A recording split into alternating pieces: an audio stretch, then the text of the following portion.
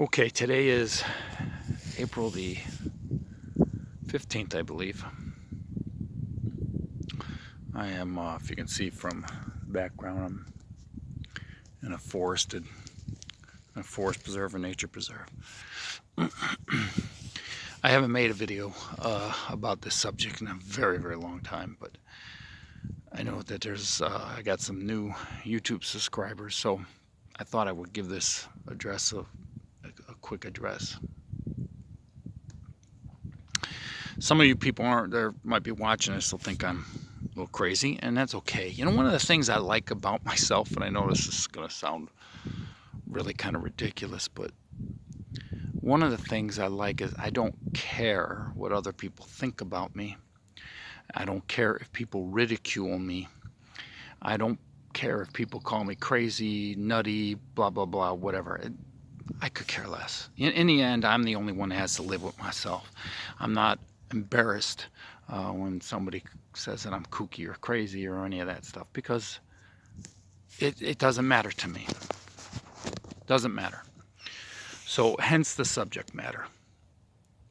I'm in a spot right now where I'm not even going to disclose it, but there are Sasquatches that live here. Actually, they live in places that you wouldn't think they actually live in. And I wanted to address that real quick.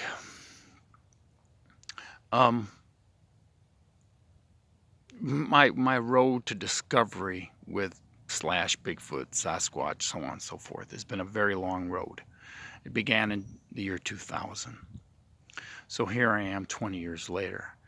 But the nice thing is I didn't spin my wheels like so many so-called researchers did. I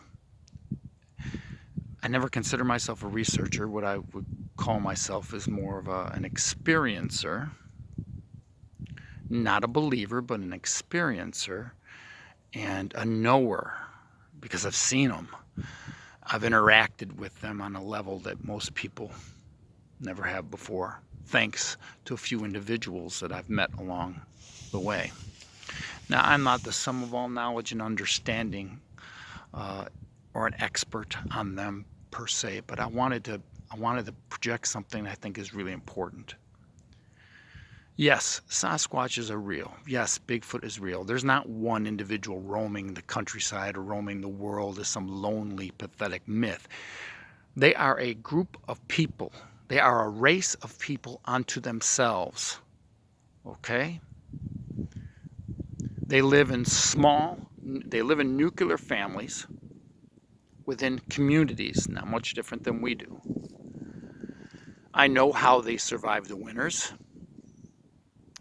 I know how they avoid detection, but I don't tell people that publicly, because if the public knew some of these things about them, they'd make it easier to find them and drive them out of their home. In this area I'm in, they're here. How do I know? Let's just say I know. And but they live in nuclear families. Usually there's a male, a female, and usually typically two youngsters. One that's toddler size and one that would be teenager size. That may be different depending on the region you live in. How do I know this? How do I know they're people? Well, logic. Use logic. Because it doesn't make sense. How can a so-called ape, just a mere animal, avoid hidden cameras, avoid any way to detect them via all our technology? How do they do that? Well, there's more to them than people want to admit. That's why.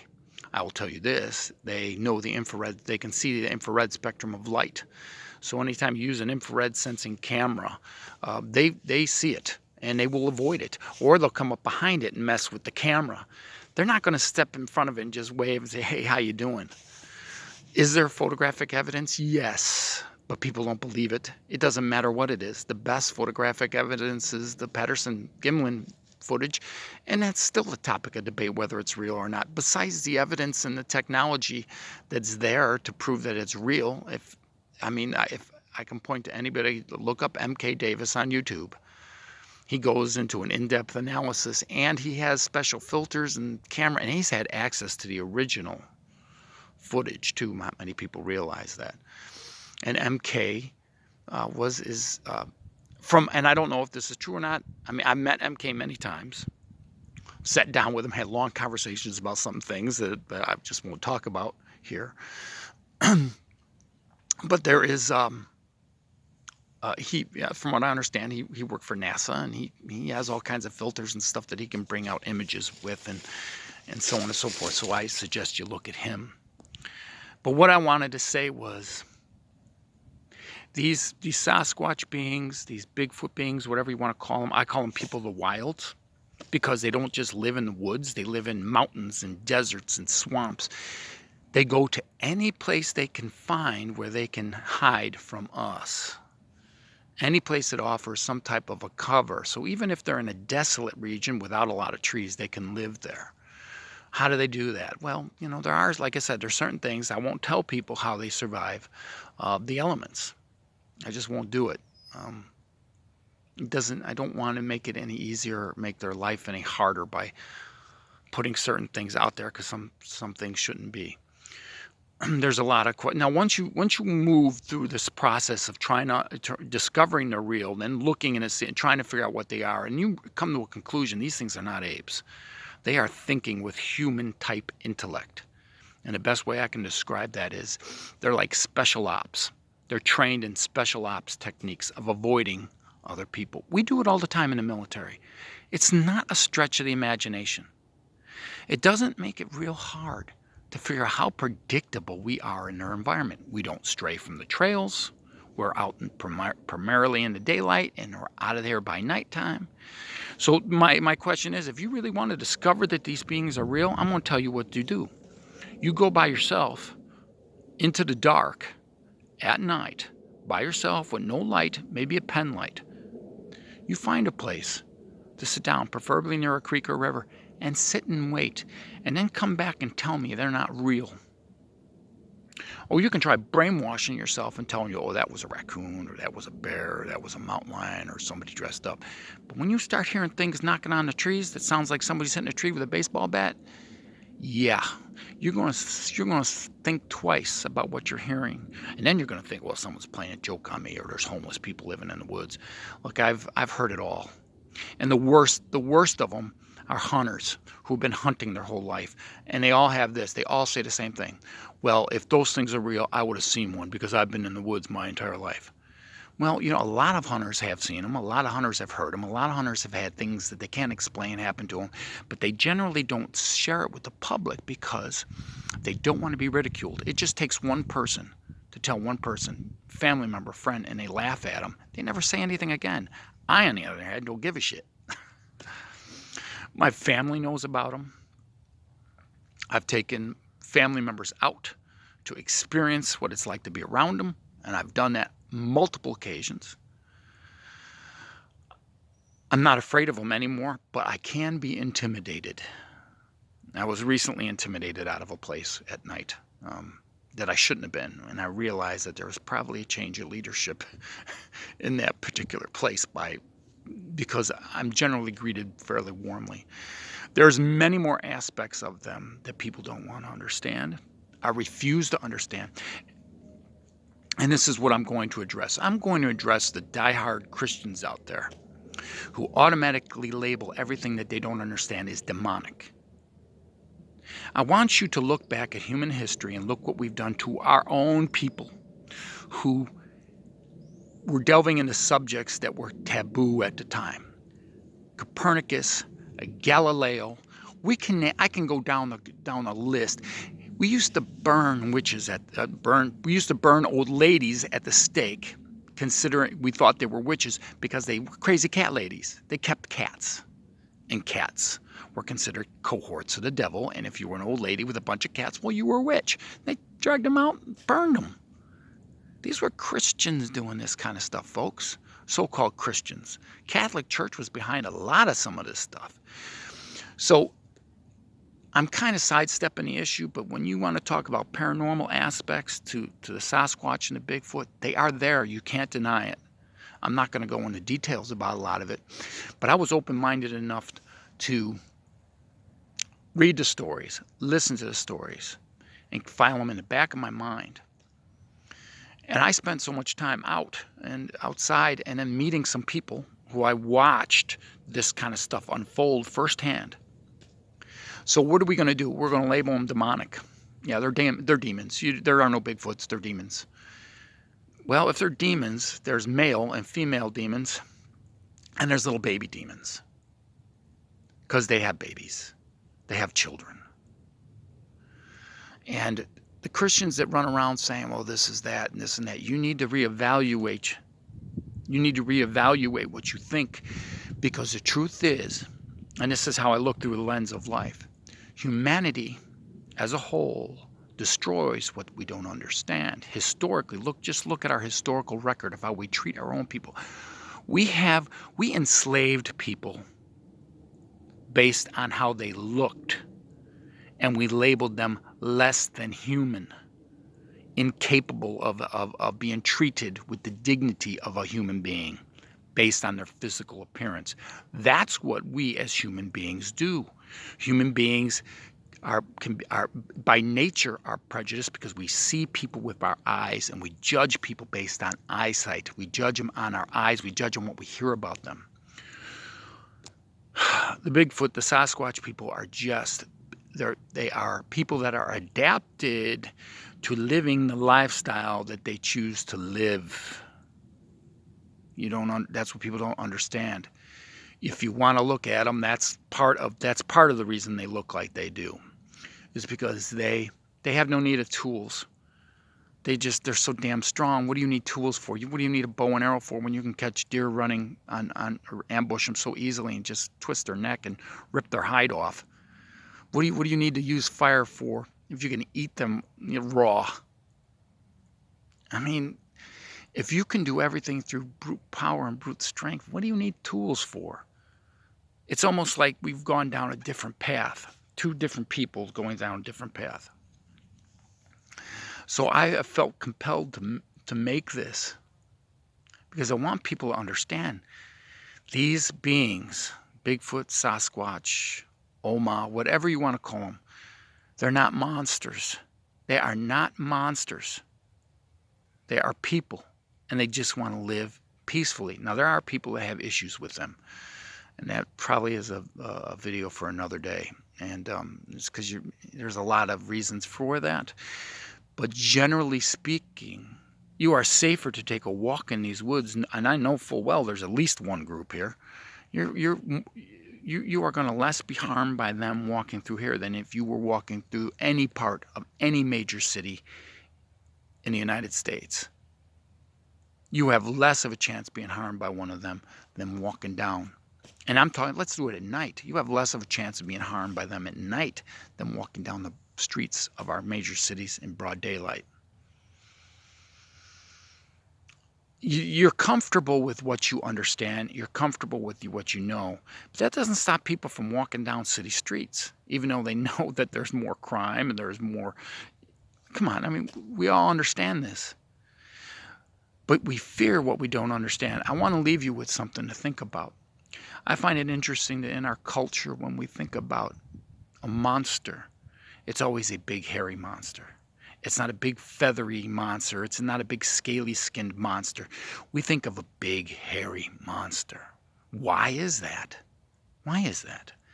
Think back to a Bugs Bunny cartoon. I'm sure everybody's seen this cartoon. As Bugs Bunny is running around a castle. It's like a Dr. Frankenstein thing. And there's a big, hairy, red-haired monster chasing him with giant, big, red gym shoes on. Big, hairy monster. Big, hairy monster. Look, think of that movie Monsters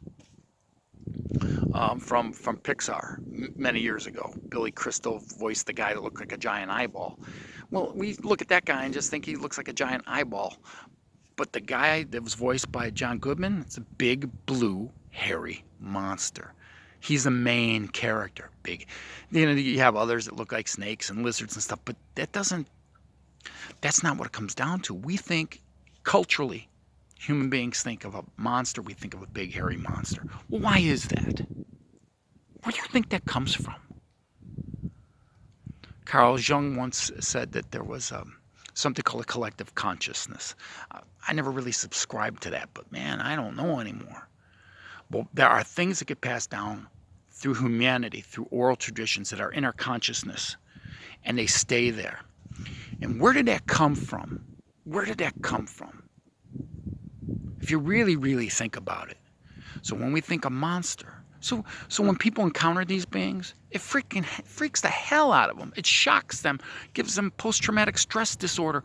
Because number one, you're not taught that these things exist. And when your mind sees something that's not supposed to exist, it tries to process it and it can't. So what does our mind do when we see something? Well, we put it in categories. So you see one, it's automatically a gorilla. Why? Because it's big and it's hairy and has long arms, longer than we do. But if people have really good encounters with them where they're face to face, they look in the face and they realize, man, that face looks human. That doesn't look like a gorilla. That doesn't, I've looked into the faces of most primates, and as human as they look, it's hard to discern emotion out of their face. Think about it. Look in a baboon's eyes. You don't really know what's going on in that face. Even a gorilla or a chimp, you can't really tell.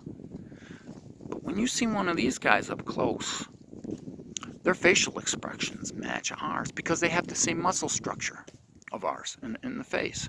So you can gauge emotion out of them based on looking at them. And we have an understanding.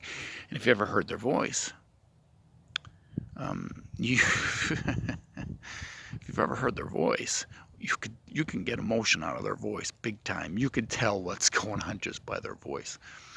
And I'm not talking about yelling and screaming. I'm talking about actual language, actual talking, because I've had that happen to me, where they've actually spoken in an audible, and you know it's language. You know it's a language. Human beings have an understanding. You can see two people speaking Spanish. You may not understand a word they say, but you know that they're talking in a language. That is one of the unique things about being human. We recognize language, even though we may not understand it. So don't let anybody tell you this nonsense. So, look, it's about 17 minutes in here. I thought I would just take the moment. I want you to just remember, these beings are not monsters.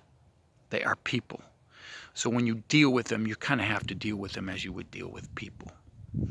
And which means that you give them the benefit of the doubt of their personhood. And you treat them with some type of respect. You don't march into their home and act a fool.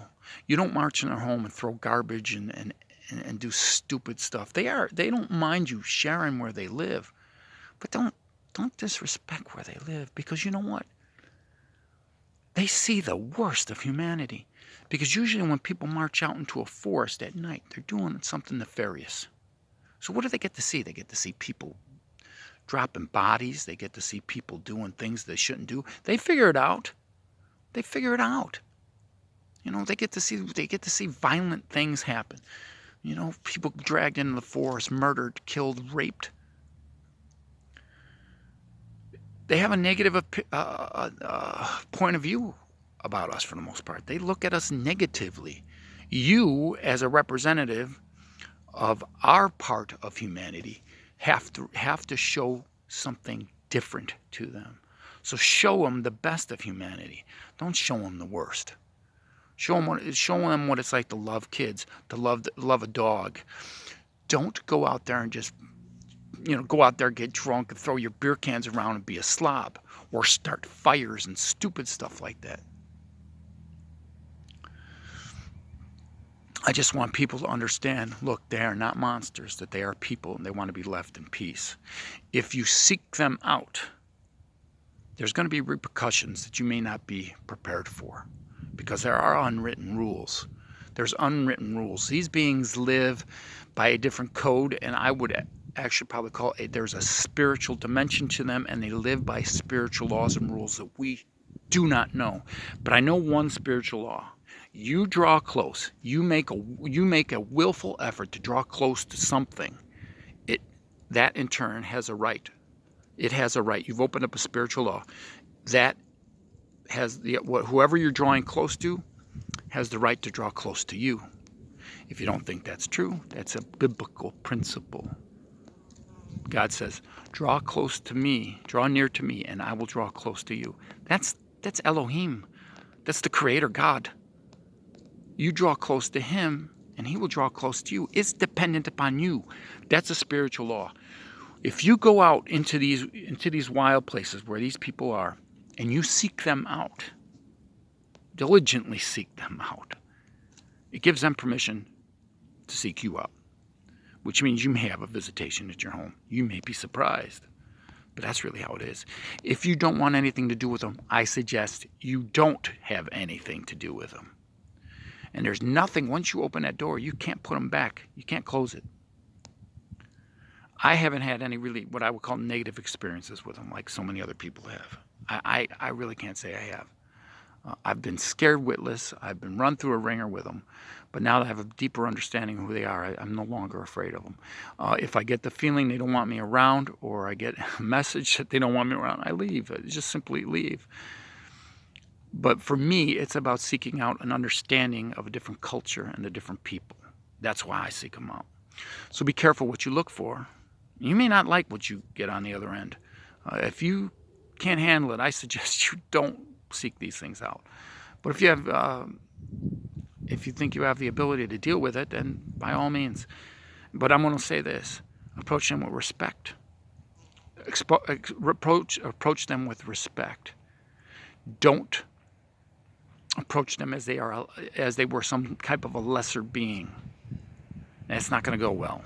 You approach them with some type of respect, and respect the boundaries, and respect no different than you would respect another person. Try to remember that if that's where you're going to go. Don't go down the road where all these so-called researchers go. That's just ridiculous. You'll be spinning, you'll be chasing, you're going to be like a crazy dog chasing its tail, never learning a damn thing. Keep an open mind, listen to people with other different points of view, but be willing to deal with the consequences of seeking them out. Remember that. Till next time.